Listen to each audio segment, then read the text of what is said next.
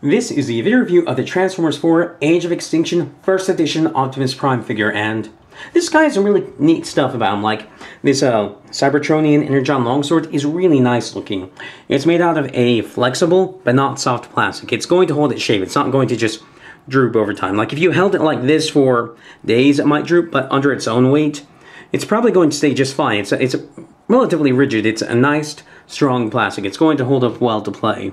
It's made of a nice translucent yellow plastic, so it looks very threatening, and it contrasts well with the yellow and red of Prime. It's a very nice, threatening, intimidating looking sword, and I like it. Then he has this huge shield. This is legitimately a shield. Like, some figures come with little rinky-dinky shields, or like pieces that the designers couldn't figure out what else to do with them, or they're supposed to have a shield by design, but they can't make the shield big enough to actually be a shield and still work the rest of the figure. No, this guy gets a shield, and it's awesome. It's big, it's got lots of nice details, it's got lots of nice paint. It's just really cool. If I have one complaint about it, it's that it just connects onto that little hole on his arm. You can put it into his hand, but then it just holds like this, and it's not really a good shield posture. I was hoping that it would have a post that would come out and then down, so he could hold on the side of his hand like that. That would have worked really well, but it's still a cool shield, even though it's not as good as it could be. And then the detailing on this guy is really nice. They went all out making him look good. Then the transformation. The transformation is awkward in some places. You have to really know what you're doing. Like, the instructions don't tell you exactly what you need to do, like with the arms. The instructions are kind of bad. But the transformation has some neat stuff in there. And then the vehicle mode is very cool too. But in between all of those awesome things I mentioned, this guy is kinda weird. The most obvious thing is he has a ton of chrome, which is legitimately terrifying, because as soon as this chrome starts flaking, the guy's gonna look terrible. So I am afraid of handling this guy, because I don't want it to flake. And then he also has this giant backpack here, which it's close to his body, so it's not as bad as it could be, but it ruins his silhouette. Like, if you were to look at this guy with a light shining behind him so you just saw his silhouette, he would be a box with legs coming out, and that kind of sucks. And then you have these boons that come down from his backpack, which make it even worse than it already was, because the boons come down behind his knees, so they really, really damage his articulation. And then and the other thing is that because he has chrome all over him, there's no good way to hold him except by the backpack. But because the backpack is so big, there's only one comfortable way to hold him, which is like this. And plastic still flexes. Like, you can't really hold him like this, because then the hand is spread out too wide and you're flexing plastic that can move quite a bit. It's just really uncomfortable how they ended up designing his robot mode. Especially because when we get into the articulation, you'll see he has a lot of really strong ratchets. And not having a really good way to hold him just like this, and having to fight strong ratchets, it's a very annoying experience. So I can't say I'm a great fan of this robot mode, even though, in spite of the chrome, which is a bit gaudy, it does look okay. It looks decent. In spite of the backpack and the chrome, it does look pretty decent. It's got nice detailing, but the robot mode just has so many little problems that could have been solved if these things had just had a hinge right here, so they could just come together and peg together under the windshield here. If they had done that, it would have cleaned this up so much. It still would be pretty bad, but it would be cleaned up quite a bit. If these just folded in one step more, so we just had the smokestacks interrupting the silhouette, or rather adding to the silhouette, that would have been great. But there's just so many tiny problems with this robot mode that really bring him down. Like, and some of the later stuff we'll talk about with this figure are really weird too. Like the ratchets on his arms here. I'll get into the arm articulation right now, but this in and out ratchet is so weird, because it's a very strong ratchet, but it's not necessary to hold up the shield or the sword. And if you bring it out this far, it's no longer engaged with the ratchet mechanism. It's fine. It's just fine. It holds up just well. It'll hold up the shield and the sword, hold both of them up just fine. So I don't know why they made this super strong ratchet here, because it really makes it hard to handle this guy in a way that's comfortable. And then going forward and back, this is also a bit too strong to be comfortable. The elbows are fine. He's a double jointed elbow. It is ratcheted, but it's a soft ratchet. It's not that bad. He rotates above the elbow, and then unfortunately he does not have a wrist articulation, which is really unfortunate, because if he had wrist articulation, you could do some more awesome poses with this sword, or you could even try and make it so he holds the sword with both hands, because the handle is definitely long enough for that. But unfortunately you can't even try, because there isn't a wrist swivel, which is unfortunate, because there's more than enough room for a wrist swivel in there, and it's not like the arms do anything special for the transformation. They just kind of tuck away out of the way. So, very unfortunate that there's no wrist swivel. And speaking of unfortunate things, he also does not have a ball-jointed head. I have deluxe-sized figures that have ball joints that are rinky-dink compared to this guy. They're perfectly durable. And this guy can't give me a ball joint. I know that, like Revenge of the Fallen Optimus Prime does not have a, the Lear class figure. I know it does not have a ball joint in its neck, but you can at least look up because of the hinges on the neck mechanism. This guy can just look side to side, which, for essentially a leader class figure, a guy sold at a leader class point, is pretty unacceptable these days. It's not like he even has a light gimmick running through him that would make it, if this guy had a light gimmick, there would at least be a reason for it to not be a ball joint. This is just, I don't know, this pisses me off because for how much this guy retails for, he should have a ball joint in his neck. Moving on, his legs are, they're load-bearing, so they're not as strange as the arms, which are just over-engineered with how many ratchets they have.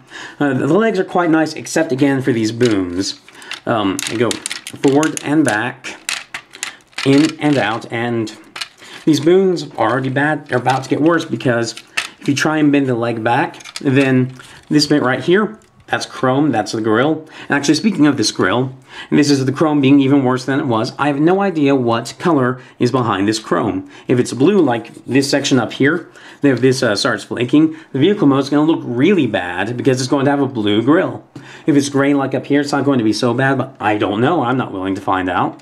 And then, the boom has the option of eventually scraping against this too much because if you just ram this in it, so the boon is even worse than it was. And then these don't really lock into place, they just sort of friction into place, so eventually they are going to start chipping along here.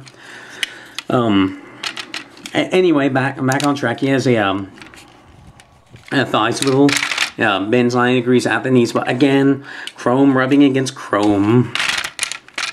And then his feet are actually quite nice. They go forward and back. They go side to side. They're on a relatively free ball joint.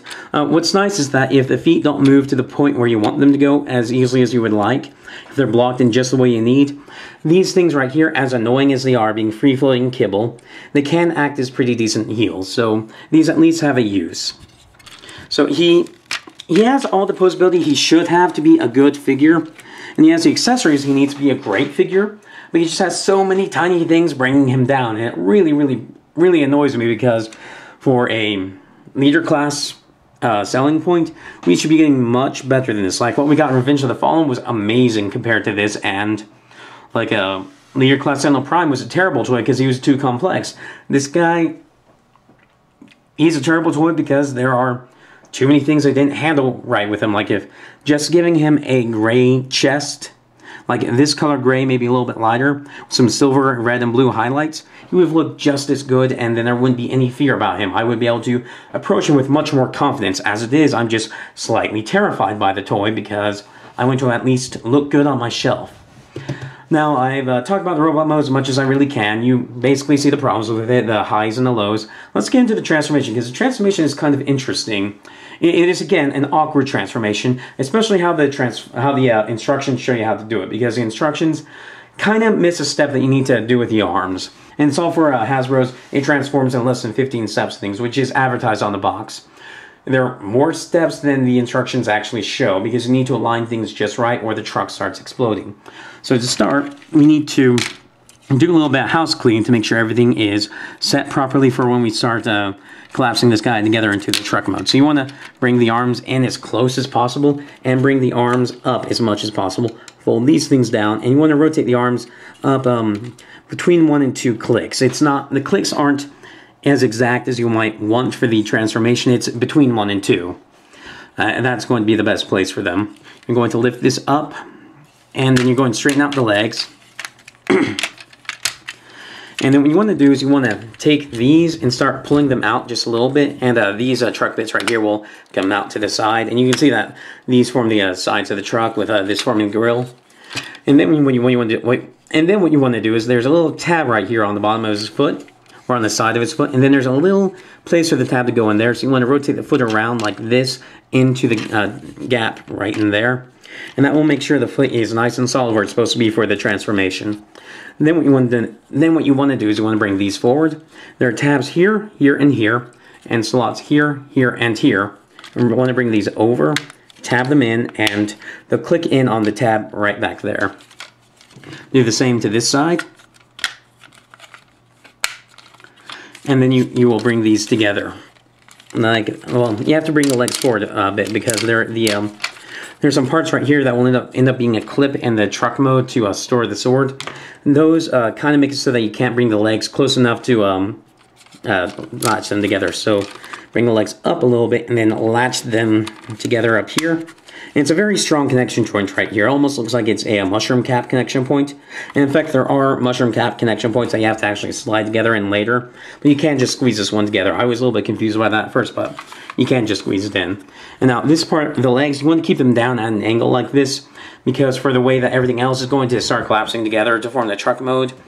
If you bring them up now, you can transform it that way, but it's going to get very awkward. The next thing you want to do is you want to bring the chest forward and then out like this. And this hinge right here, for collectors, it's not a big deal, but for children, I can see a child breaking this guy in half. Now what you want to do is you want to make sure that this kind of goes under the hood right here, or else you'll have to bring the legs down, back up to make sure it goes under the hood. It's just easier to make sure you take care of it now. And then you'll bring the shoulders back like this. Now, I have not had this guy for very long. I don't know if the connection joint here will end up getting loose over time, so it's possible that his shoulders will start hurting if you know that meme. But as it stands, the shoulder connection here it is strong enough. At least out of the box it is. And then you bring these back, and there is a indentation here that's curved, and that's where you want the shoulders to go. And the way that the instructions tell you to do is just to have the arms back like this. If you do it like this, the truck mode will explode on you. So you want to make sure the arms are at an angle out like this, between 1 and 2 clicks out. And the way that it works is that this hinge has a stop going down this way, and then you want the chest to be tilted back like this a little bit. So, like this. And you only get this room if you have the arms bent back like that. If you have the arms straight down his back, then the torso is rotated a little bit too far forward for what you want to do next. Next thing you want to do is you want to fold these back. And you want to bring them around. Now there are little tabs right here that will go into the slots that the shoulder's plugged into in robot mode. You want to bring them in like this. And if you don't have these arms at this angle right here, then you see how close this is to that hinge right here. This will press against the hinge, and it will cause the plastic to be stressed outward a little bit, and conceivably that could either cause a break or a warping. So make sure that you have the arms out like that, because also if you don't, then it's really hard to get these into the chest here. And then what you want to do is you want to bring the legs up and meet these tabs into the slot in here. And if you do it the other way around, where you bring the legs up all the way first, you can still transform it, but you cannot see what you're doing with getting these tab into the chest. You kind of need to flex the plastic to get the peg into here and into the slot here at the same time. That's how the instructions tell you how to do it. I don't recommend doing it that way. Do it the way I showed you. Next, what we want to do is we want to take this part of the backpack out. This is the top of the cab. And then we take this down, and there are mushroom cap pegs. You want to slide into these slots right here. So put them in like this. And like this. And then the last thing you want to do is you want to fold this forward, fold this back, and then there's a tab here, a tab here. You have these sort of bendy things here that will go into these little notches here. And then there are tabs here, here, here, and here. And that will go into a tab slots here, here, here, and here. So put these under first. And because of, like if you notice here that there's a little gap between the front and back section of the cab, when you start putting this together, everything's under at least a little bit of tension, and that makes it so it's kind of hard to get everything together. You need to squeeze it together. Sorry about that, cup fell. You want to squeeze it together as well as you can. Eventually this will start to work its way up a little bit, especially if you roll it around a lot. But this is basically the truck mode. I like the transformation, but I feel like it's more suited to be a Voyager class transformation. Like, this would have worked fine as a Voyager class figure. I was expecting a little bit more from a leader class figure. Now, this truck mode it looks really good. It rolls pretty well, not as well as I would like. I'll get into the wheels, they're kind of a mixed bag. But the truck mode feels really light. The robot mode, because basically it wasn't hollow, because all of this stuff collapsed together into robot mode. The robot mode felt fine for its size. The weight for its size was great. This thing, it's hollow in here, hollow in here, hollow in here, hollow under here, and hollow under here. So it feels very light. And you know the plastic quality is fine on this guy. He feels cheap because of how light he is. It also means he can't roll as well because he does not have as much mass behind him as he should. So in truck mode, even though it looks great, is kind of disappointing. Now onto the wheels. The wheels are the kind of wheel that they just snap on. They're not riveted on. And in the past, I've actually defended these because after Hasbro learned how to make them work well, they work just as well as normal wheels. And you didn't have to worry about the wheels being pegged on at the wrong angle. This time, they don't really work as well as they should. Like, Hasbro didn't employ the lessons they learned the last time they did this. I'm not quite sure what's different, but they don't roll as well as some other types of wheels, other instances of this kind of wheel have. Now, that's the bad thing about the wheels. The good thing about the wheels is they have rubber tires. And that's actually just kind of odd because they invested so much into the rubber tires, but they didn't make the wheel attachments really nice. So it's just kind of odd. It's another weird thing about this figure, and I have more to say about what this means about the figure later in my, basically my final impressions on the figure, but, the next thing you can do with this figure is you can take the shield here, and you can plug it onto the trailer hitch back here, like this, and that looks kind of weird, but it's at least a place to put it, so I don't mind it. I didn't expect this to integrate with a vehicle mode in any decent way. The sword does a better job because it clips in under here at the base of the blade. I think that's called the tang, or would the tang be back here? I'm not entirely sure, but basically, it clips in under here, under his crotch, and it just, like you have a millimeter of clearance, so on a rough terrain, this paint will get scratched, but on this surface, it works just fine. Now, my overall thoughts about this figure, I really don't know who this figure was made for because it's sold at a leader class size point. It's marketed as first edition, but it's just a glorified Voyager-sized figure. I was expecting something along the lines of Revenge of the Fallen Optimus Prime, a bit simpler because that's Hasbro's new PR thing, but this is a bit too simple for me.